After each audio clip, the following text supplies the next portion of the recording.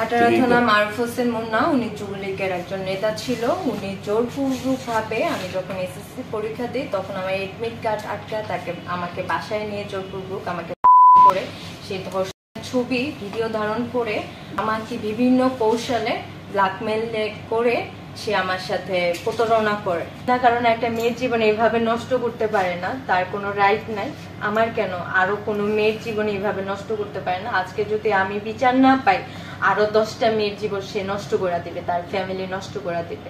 সে মূলত ওইখানকার স্থানীয়, আমি যেখানে বসবাস করি সেখান থেকে সে আমার নাম্বারটা একটা দোকান থেকে জোগাড় করে আমাকে ওইভাবে আমার সাথে যোগাযোগ করে সেইভাবে সম্পর্ক লিপ্ত করে সে আমাকে এইগুলা করে আমার সাথে। এই ঘটনাটা ঘটছে কত সালে?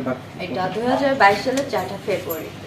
আচ্ছা, আপনি এসএসসি পরীক্ষা দিয়েছেন? হ্যাঁ, তখন আমি এইচএসসি পরীক্ষা দিই। পরে আপনার অ্যাডমিট কার্ড কি সে আপনাকে কিভাবে নিলেন? এডমিট কার্ডটা নিছে আমি যখন বিদ্যানিকেতনের পরীক্ষা দিচ্ছি, তখন মনে করেন ওখানে সে হঠাৎ করে চলে যায়। আমি পরীক্ষা শেষে বের হয়ে দেখি সে মারুফ হোসেন মুন্না ওখানে দাঁড়ায় আছে। তো উনি আমাকে, আমি ওনাকে না দেখার ভান করে চলে আসতে লইছে, কিন্তু উনি আমার সামনে গিয়ে আমাকে বিভিন্ন কৌশলে ভয়ভীতি দেখায় ওই ভিডিওগুলা, যে আমার সাথে যে অশ্লীল কাজগুলো করছে আমাকে। এর আগে কি আপনাকে দর্শন করছে? হ্যাঁ, এর আগে করছে। তাহলে এর আগে কিভাবে?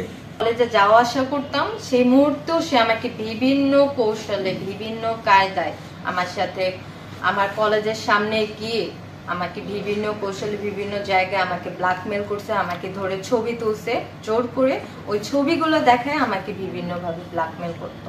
সর্বশেষে সে, আমি যখন ইন্টার পরীক্ষা দিই তখন সে আমার আইডি কার্ড মানে সে লুকায় রাখা, মানে তার মানে তার কাছে রেখে সে আমাকে তার বাসায় যেতে বাধ্য করে।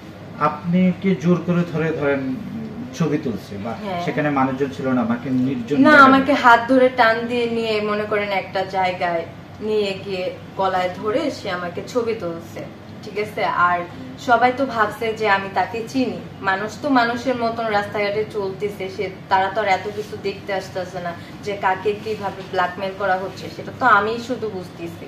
এই আপনি কিসের ভয় পেতেন? মানে আমি ভয় পেতাম ওই ছবিগুলো, ভিডিও যেগুলো। না না, সেই যে আপনাকে জোর করে ধরে ছবি তুলছে তখন? হ্যাঁ, উনি যুবলীগের নেতা ছিল, উনি পাটারা থানা যুবলীগের নেতা ছিল, সে একজন স্থানীয় লোক। সেইটা থেকে ভীষণ ভয়ে আমি আর এগুলা মনে করতেন সহ্য করে নিয়েছি আর কি, বাধ্য হয়েছি। মানে তার রাজনৈতিক প্রভাবটা আপনি ভয় পেতেন? জি জি জি, সেই স্থানীয় লোক, প্রভাবশালী লোক। এরপরে আপনার বিয়ে শাদী করছেন আপনি? হ্যাঁ, বিয়ে শাদী করছি 2022 সালে এপ্রিলের 2 তারিখে। ওই যে আমাকে ধর্ষণ করছে, আমি আত্মহত্যা করতে গেছি, তখন আমাকে যেখানে আমি আত্মহত্যা করতে গেছি সেখান থেকে লোকজন আমাকে নিয়ে আসে, আমি তাকে ফোন দেওয়াই বা সে ফোন দিই, তখন সে বলছে এক পর্যায়ে ঠিক আছে আমি বিয়ে করব। তবে বিয়ে করার জিনিসটাও সে গোপন রাখতে চেয়েছিল। গোপন রাখার মানেটা হচ্ছে সে আমার সাথে কন্টিনিউ শারীরিক সম্পর্ক করে চালাইতেছিল, তখন আমি বাধ্য হলাম। এখন এই মুহূর্তে 5 আগস্ট পরে তো স্বৈরাচার হাসিনা বলেন বা আওয়ামী লীগের যারা আপনি যার পরিচয় দিলেন সে যুবলীগ করে, তারা তো অনেকে পালিয়ে গেছে। তো এখন আপনি আসলে আপনি তো বিয়ে করছেন, সংসার করার কথা, তাহলে এখন সমস্যাটা কোথায়? এখন সমস্যাটা হচ্ছে, আর এখানে আরেকটা কথা আছে, সে আমার কাছে যৌতুক চাইছিল তার ফ্যামিলি থেকে, কিন্তু আমি তো গরিব অসহায়, আমার তো বাবা নেই, আমার তো যৌতুক দেওয়ার ওরকম অ্যাবিলিটি নেই। সত্যি কথা বলতে, যৌতুক দেওয়া না দেওয়াতে এবং কি সে যে ছাত্র আন্দোলনে যে নাম ছিল ওইটা বাধা দেওয়াতে, দুইটা ইস্যুতে সে আমাকে মনে করেন এইভাবে ফেলায় রেখা যোগাযোগ ছিন্ন করে আছে। দুইটা ইস্যুতে। এখন আপনি কি আইনগত কোনো ব্যবস্থা নিয়েছেন? আইনগত ব্যবস্থা বলতে আমি একটা অভিযোগ করছিলাম, থানায় মামলা করতে গেছিলাম, কিন্তু থানা থেকে মামলা নেয়নি। তখন আমি কোর্টে গিয়ে মামলা করছি, মামলা তদন্ত পাটারা থানায় আসছে, কিন্তু যে অফিসার যার হাতে তদন্ত রিপোর্টটা করছে সে আমাকে বিভিন্ন মিথ্যা বানোয়ার ভাবে আমাকে বুঝাইতেছে যে দেরি হবে, এটা সেটা, মানে এরকম। এখন আপনি কি চাচ্ছেন? এখন আমি চাচ্ছি বিচার, কারণ বিনা কারণে আমার জীবনটা পুরাটাই নষ্ট করে দিচ্ছে, আমার ক্যারিয়ারটা পুরাটাই ধ্বংস করে দিচ্ছে, আমার আর কিচ্ছু রাখে নেই।